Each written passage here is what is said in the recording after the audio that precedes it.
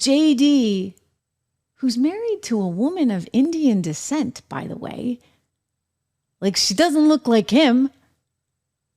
They actually accused him of trying to race bait and I don't know, things that I don't even want to say. So we'll just let this crazy person over on MSNBC say it, because he talked about meeting this great girl who's Indian, by the way, American Indian or Indian American, and one day being buried alongside his ancestors in Eastern Kentucky. And I don't know how you get what this person got. It was actually a really sweet story about how he came from nothing. He just had a cemetery plot to his name. And this is what they take away from it? This is messed up, sick stuff.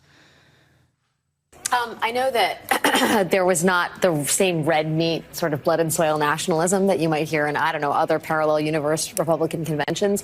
But I do think there were some sort of Easter eggs of white nationalism in the speech. One of the things that stuck out to me was when he started talking about what America is. He said, America is not just an idea. It is a group of people with a shared history and a common future.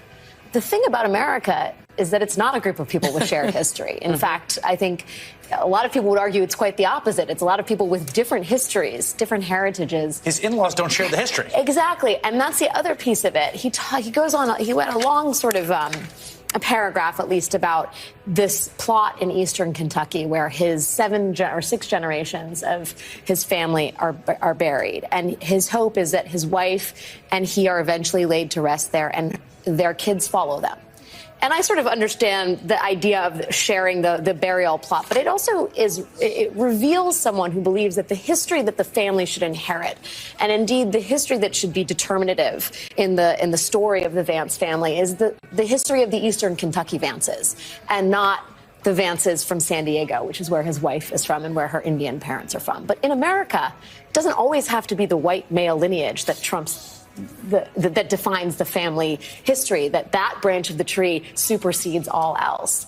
And I just think the construction of this notion reveals a lot about someone who fundamentally believes in the supremacy of whiteness and masculinity. And it's couched in a sort of halcyon, revisitation of his roots, but it is actually really revealing about what he thinks matters and who America is. And that America is a place for people with a shared Western background. And that is the idea. You just see Joy Reid like shaking her head. Yes, yes, yes. Again, let me repeat. His wife's family is from India. Okay. His children are not little blondie, blue-eyed kids, lady. Unbelievable. I mean, it really ticks me off, especially you said that's one angle they're going after. And then, so somehow he's a total chauvinist pig. Doesn't think that women should be able to do anything. His wife has a brilliant career. Like, she's a serious, big deal lawyer. Works for okay, am I going to get in trouble for saying this, white shoe law firm? Because they used to wear white shoes, whatever. It's one of those fancy schmancy law firms. She works for a fancy schmancy law firm. And she clerked for Supreme Court justices. This girl is no joke, okay? And no, she doesn't look exactly like him. She has a mega career, bigger than you guys do. Bigger than, all those wannabe lawyers that are on MSNBC that went to law school just so that they could become commentators. I'm sorry, she's the real deal, ladies and gentlemen. So I'm so sick of this. This is what they're going to pull. Remember to subscribe, by the way, because you know what? Just even talking about this is quote unquote dangerous territory. You can say all that, right? You can go on MSNBC and say all that, you know what? But saying what I'm saying is somehow not allowed. Well, I've had it. And this is why I'm not at one of those big networks anymore. And I've had opportunities to go and I've turned every one of them down because I will not be told. I cannot say anything. And you know what? It's time to call this BS out. In a big way. Make sure you subscribe, make sure you like, make sure you share, make sure you comment. I mean, what do you think, right? Is that okay for these people to be saying that? I think Brian Roberts, who runs Comcast, who's the CEO of Comcast, needs to get his you-know-what into the office at 30 Rock and nip this stuff in the bud.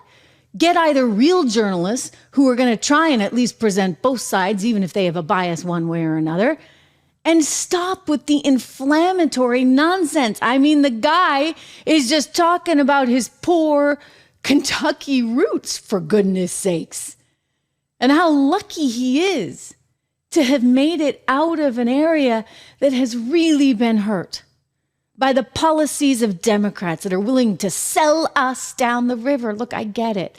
I mean, some of you know, some of you don't know. I come from a big, big Irish Catholic family in New Hampshire, and we consider ourselves pretty darn successful because my dad was one of those kids who grew up with no shoes and no coat and, you know, walked everywhere, and they barely had food on the table. And if it wasn't for the church making sure they had a little extra clothing to wear, those 8 kids, and the church looking out for them at various times in their life, including making sure they had food, you know what? I wouldn't be here today.